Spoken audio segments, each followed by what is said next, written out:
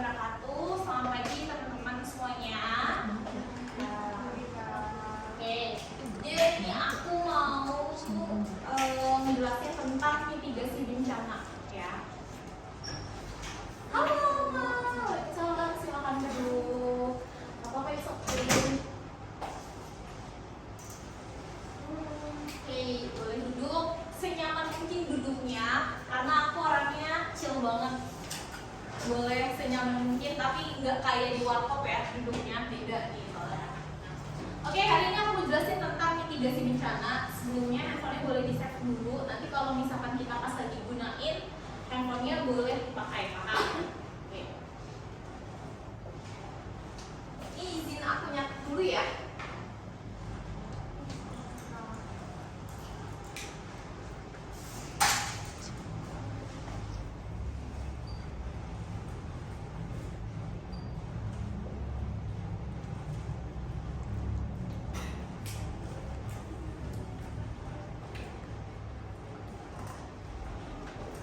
Nah, kalau aku ngebahas yang namanya mitigasi bencana, menurut teman-teman apa sih?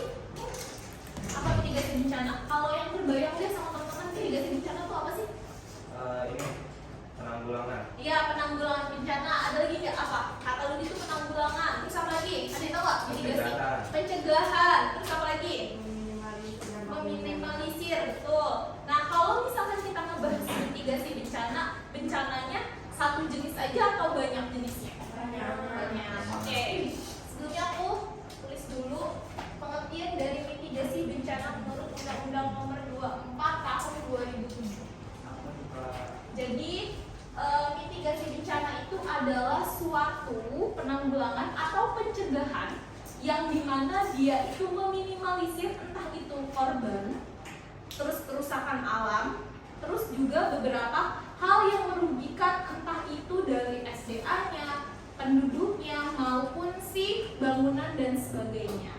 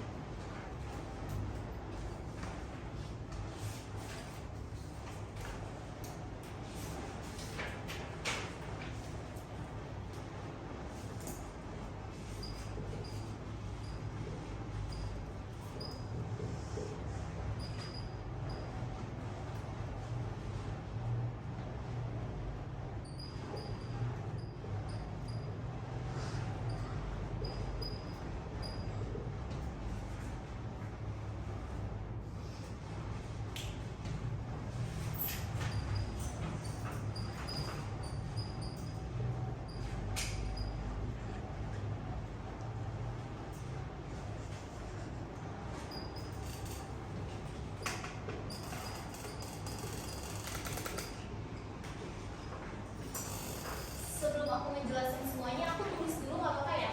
Boleh ditulis, boleh difoto, pokoknya, tapi jangan selfie sendiri. Ih, sombong bener. Berapa nilaimu? Ini mantap.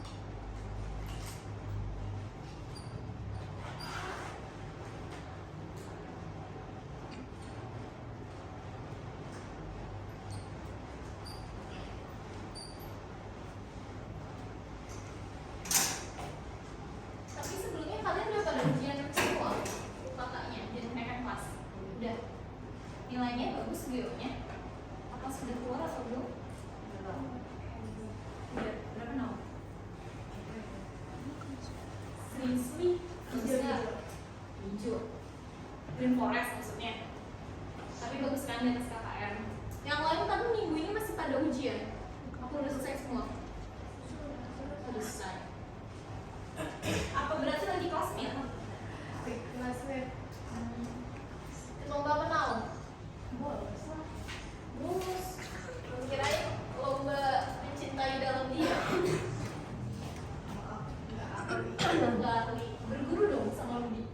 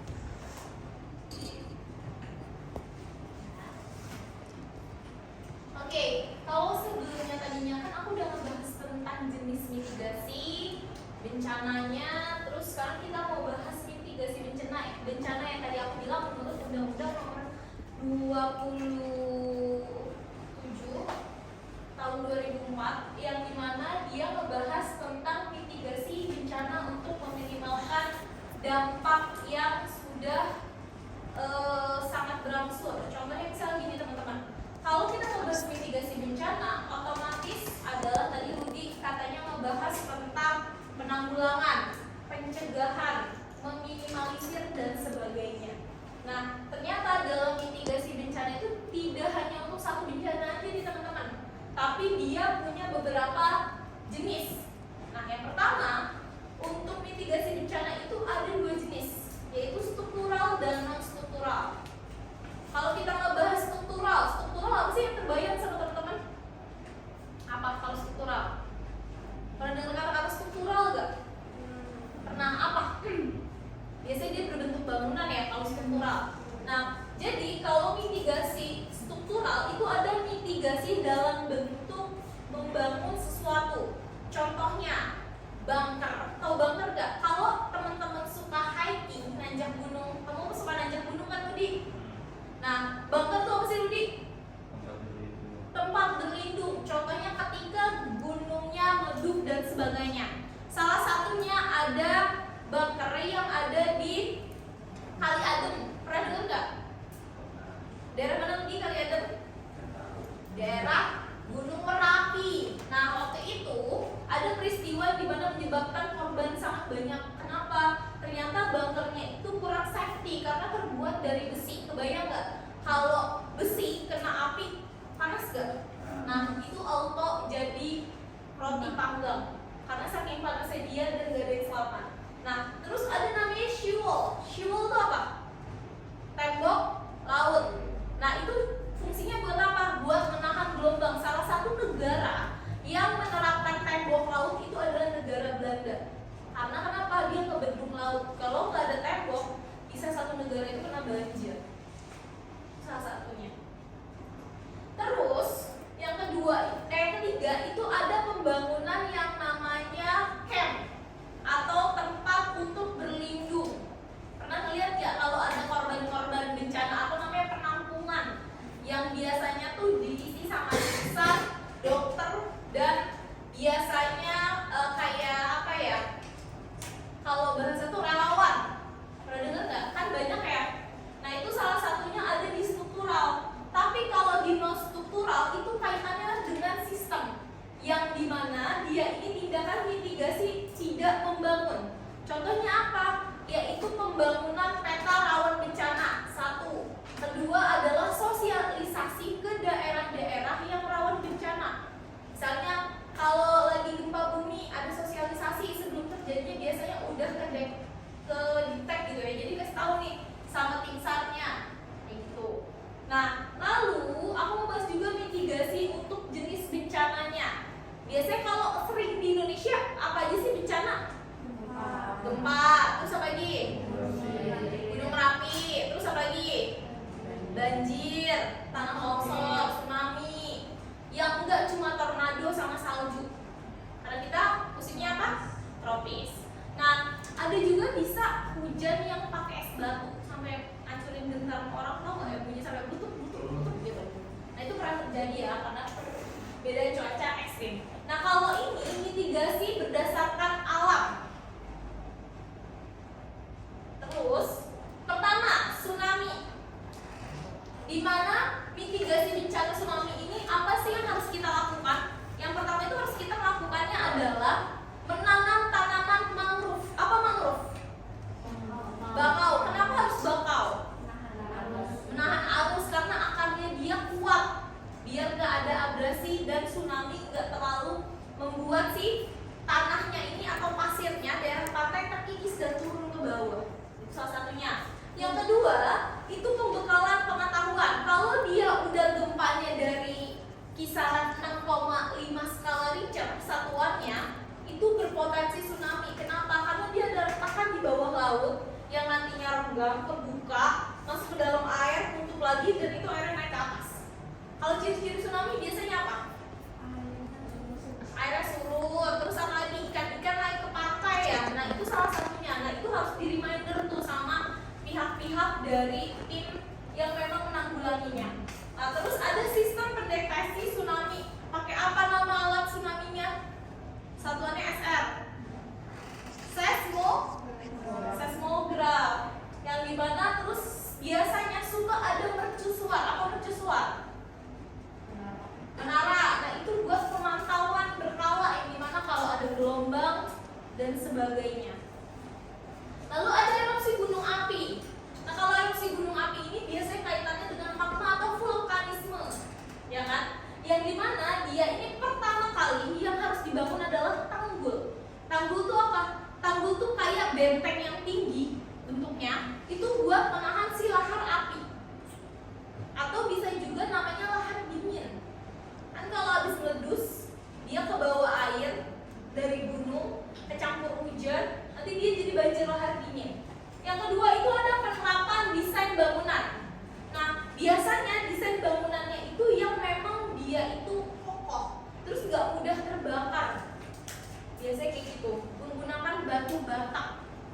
Kalau di daerah Jogja, Sleman, nah di dekat gunung tuh biasanya dia punya fondasinya kuat. Terus ada yang namanya tanggap darurat.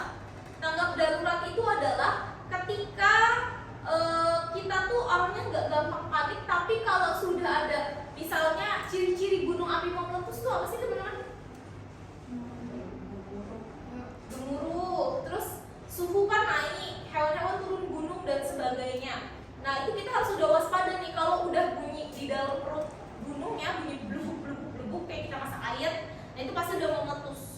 Terus ada pemantauan kawasan rawan bencana, biasanya suka keliling si tugasnya. Terus yang terakhir sosialisasi, apa yang harus dilakukan kalau udah mulai ada abu vulkanik dan sebagainya. Biasanya harus jauh ke tempat yang disediakan sama petugas posko namanya. Terus ada gempa bumi. Nah, di sini gempa bumi itu harus ada, biasanya dia ada hazard. Apa hazard? Kalau di motor ada hazard, motor kunci kan? Ada hazardnya nggak? Apa kalau di motor arti hazard? Ada yang tahu nggak? Bahaya, hati-hati atau danger. Yang dimana ternyata dalam gempa bumi, tsunami itu punya sirine yang disebut namanya hazard. Nah, dia biasanya warnanya nyala tuh, terang si hazardnya itu. Kalau misalkan wah ini bahaya nih, udah ada tanda-tandanya. Yang kedua, memahami lokasi bangunan. Biasanya dia harus punya bangunan yang pasak buminya kuat atau namanya paku bumi. Jadi dia benar-benar fondasinya gak gampang roboh. Ada perbandingannya di situ. Yang terakhir, memahami jalur evakuasi. Lagi gempa bumi nggak boleh ke tempat yang banyak bangunannya, tapi ke tanah kosong. Terus apa lagi? Kalau di sekolah harus di bawah meja, nggak boleh naik lift, nggak boleh eskalator, harus turun tangga apa namanya? Darurat. Nah, terus ada tanah longsor. Kalau tanah longsor ini biasanya menghindari daerah rawan longsor. Siapa pernah ke daerah Puncak, Bogor? Tahu Warpat nggak? Tahu dong. Saya nggak pernah ke Warpat, anak muda. Ada yang belum pernah ke sana? Kamu belum pernah? Udah pernah. Warpat itu salah satu tongkrongan anak muda yang hits banget. Karena bisa ngeliat kebun teh dari atas. Yang dimana tapi kalau di daerah sana, ke daerah Cianjur juga, itu banyak banget tanah-tanahnya yang tinggi karena kemiringan lerengnya udah nggak sesuai, banyak longsor. Biasanya terjadi di musim penghujan. Kenapa? Satu, biasanya kalau tanah longsor itu udah ketahuan, dia lerengnya udah nggak simetris, udah bener miring banget, itu udah pasti. Yang kedua, biasanya ada relokasi pemukiman. Relokasi pemukiman itu adalah pemindahan dari tempat yang mudah terkena longsor, dipindahkan ke tempat yang benar-benar nggak kena longsor tersebut.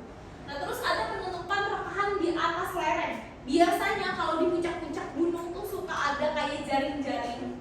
Itu buat nutupin gunungnya supaya nggak longsor, entah itu batu-batuannya ataupun si tanahnya. Nah, itu salah satunya. Terasering, apa terasering? Berundang-undang. Kenapa nggak berundang-undang? Iya. Jadi dia benar-benar kayak ada fondasinya dulu tuh, ya kan? Terus ada namanya banjir. Nah, kalau banjir ini biasanya harus dibuatkan waduk atau tanggul, dimana ketika banjir itu harus diolah dulu sama pintu airnya. Salah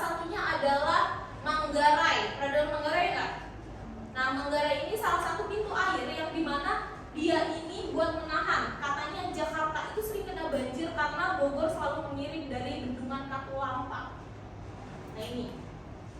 Terus pengerukan endapan, yaitu kalau sungai biasanya suka ada beko. Tahu beko nggak sih? Apa sih namanya? Kalau beko tuh traktor ya, namanya buat ngeruk itu loh. Nah itu biasanya sungai biar nggak sempit atau saking banyaknya entah tanah yang menggumpal di situ terbawa air dan sebagainya itu dikeruk. Buat apa? Buat si sungainya itu nggak jadi sempit. Nah sama jangan pernah bikin bangunan di pinggiran kali. Pernah melihat gak sih? Kumuh nggak sih kelihatannya? Nah itu salah satunya. Terus terakhir, bencana kekeringan. Biasanya kalau kekeringan tuh ekstrim banget teman-teman. Salah satunya negara India nih, sekarang lagi ekstrim banget, ya kan? Aspal aja bisa meleleh, sendal tuh sampai nempel. Nah itu salah satunya. Nah kalau kita udah ngebahas yang namanya kekeringan, otomatis antisipasi apa sih yang harus kita lakukan untuk mitigasinya? Pertama, kita itu harus membuat pembangunan waduk sebagai penampungan air dan dimana dibuat pengairan. Yang kedua, itu ada penghijauan. Kenapa harus penghijauan? Ada yang tahu nggak kenapa penghijauan? Biar air meresap. Iya, biar airnya meresap. Namanya air apa? Air resapan air. Namanya apa? Air tanah. Nanti ada lubang-lubang yang namanya drainase buat menyerap. Nanti itu ditampung, yang dimana tampungan airnya itu nanti dibawa lagi. Nah kalau di Jawa, kalau teman-teman di sini ada nggak yang kampungnya di Jawa? Lu di mana lu? Ente di mana ente? Jerman. Pinggiran Prancis, berapa jam sebelum dikit? Kamu di mana kampungnya? Kuningan, orang Kuningan nih. Kalau di Jawa, biasanya Jogja dan sebagainya, itu di kampung-kampung masih suka pakai namanya tembikar. Atau tembikar nggak? Tembikar itu loh, yang kayak gentong air yang terbuat dari tanah liat. Uji. Oh, guci. Iya, terbuat dari tanah liat. Nah warnanya merah. Yang biasa nih anak zaman purba. Budaya gerabah itu udah zaman purba. Kamu gimana sih? Nah gerabah itu di Jogja dan sekitarnya itu dimanfaatkan buat apa? Buat ngendapin air kalau misalkan lagi kekeringan atau lagi haus itu bisa dicemplung air kayak air kulkas dingin. Nah di situ tetes endapan. Tuh. Oke, sampai di sini ada pertanyaan nggak? Kita lanjut nih, satu lagi ya. Ini boleh di foto, kalau yang mau foto aku mau hapus soalnya udah.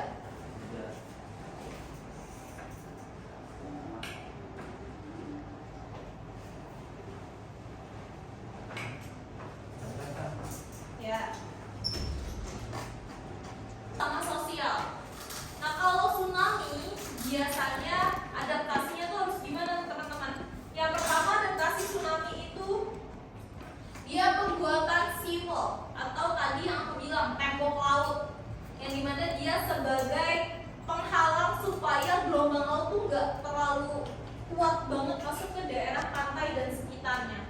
Nah biasanya harus kayak misalkan yang tadi aku bilang ada hazardnya. Biasanya dia ada peringatan. Nah terus kalau banjir biasanya itu dia punya cara-cara pencegahan yang dimana dia itu harus memiliki rumah yang bangunannya itu kedap terhadap air. Biasanya pernah lihat nggak di akun TikTok atau Twitter, Instagram? Makanya dilihat dong. Gitu. Yang dimana dia itu rumah bisa dilewatin, rumahnya itu benar-benar nggak kemasukan air karena dia ada karetnya, jadi nggak ada celah sedikit pun buat air masuk. Nah kalau gempa bumi biasanya itu fondasi rumahnya harus kokoh dan kuat. Terus kalau bencana non alam itu wabah penyakit, salah satunya adalah COVID-19. Zaman Belanda dulu namanya flu Singapura atau flu Spanyol. Cara mengatasinya gimana kak? Sama kayak flu pada umumnya kan, kalau COVID bahaya banget ya, sampai harus berapa nyawa yang hilang. Nah itu kita harus benar-benar menerapkan social distancing atau 3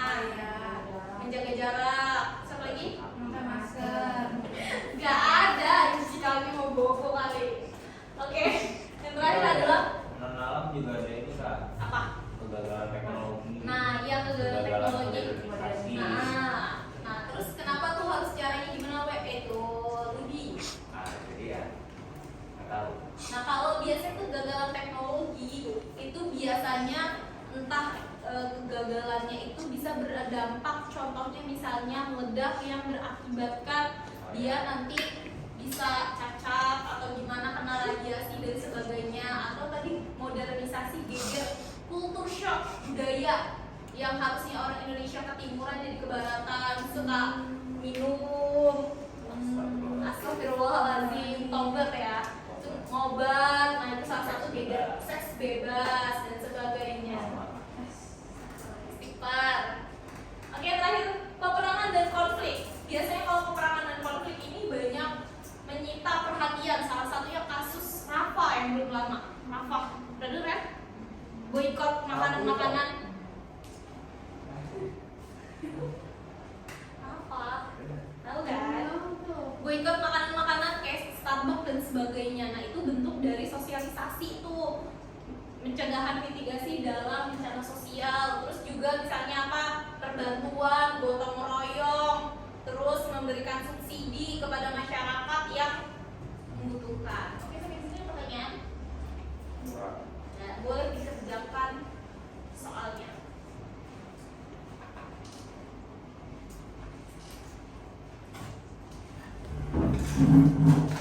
Gimana soalnya? Oh, Mas. Nomor 1, ayo Rudi, cek nomor Salah. 1. Kenapa? Ya kan mau minimalisir. Dua Alma. Enggak saya lagi. Ada.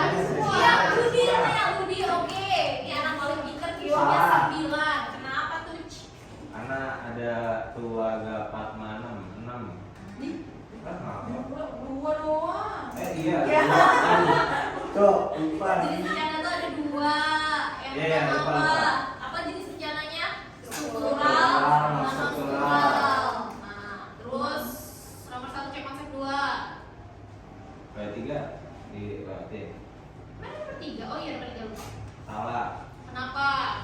Makhluk buat nahan abrasi, bukan gunung berapi. Iya. Nomor 1 cek konsep.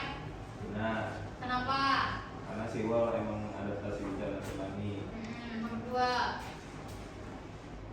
Benar. Karena Ya karena salah satunya emang gitu, pindah tempat tinggal. iya. Nomor 1. Lanjut nih, saya semua. Oke.